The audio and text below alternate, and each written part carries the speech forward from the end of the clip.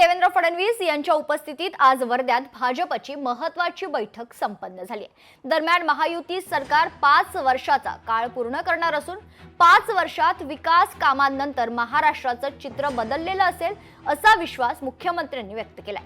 तसेच मराठी विरुद्ध हिंदी नाही हा खरं तर वादच नसल्याचं त्यांनी स्पष्ट केलेलं आहे। काही वाद मुद्दाम निर्माण केले गेले असा आरोपही त्यांनी विरोधकांवर केलाय। हे सरकार ज्यावेळेस 5 वर्ष पूर्ण करेल त्यावेळी महाराष्ट्राचं पूर्ण ट्रान्सफॉर्मेशन झालेलं हे आपल्याला पाहायला मिळेल। वेगवेगळ्या योजनांच्या माध्यमातून या 5 वर्षामध्ये महाराष्ट्रातल्या सामान्य जनतेच्या आशा आकांक्षा आणि अपेक्षा या पूर्ण करण्याचा प्रयत्न हा आपण करणार आहोत। सरकारने मराठी भाषा अनिवार्य केली, अनिवार्य, आणि आपण सांगितलं की तिसरी भाषा ही हिंदी किंवा कुठलीही भारतीय भाषा तुम्हाला या ठिकाणी शिकता येईल। पण नरेटिव्ह कसा तयार केला जातोय, जणू काही ही लढाई मराठी वर्सेस हिंदी आहे। ही मराठी वर्सेस हिंदी लढाई नाही आहे, मराठी अनिवार्यच आहे।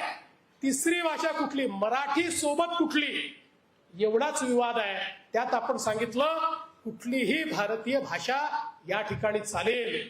आणि म्हणून हा एक प्रकारे जो समाजाला विभाजित करण्याचा प्रयत्न चाललाय, भाषेवरनं मराठी आणि हिंदी, मराठी आणि इतर भाषा, अरे महाराष्ट्रामध्ये मराठी अनिवार्य राहील, मराठीचा आम्हाला स्वाभिमान आहे। जे लोक या कायद्याला विरोध करतायत ते तेच लोक आहेत ज्यांचा भारताच्या संविधानाला विरोध आहे, ज्यांचा भारतरत्न डॉक्टर बाबासाहेब आंबेडकरांनी तयार केलेल्या व्यवस्थेला विरोध आहे।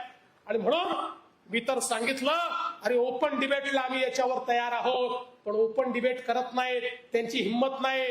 या कायद्यावर जे लोक बोलतायत त्यातल्या 99% लोकांनी कायदाच वाचलेला नाही, त्यांना माहितीच नाही या कायद्यामध्ये काय आहे।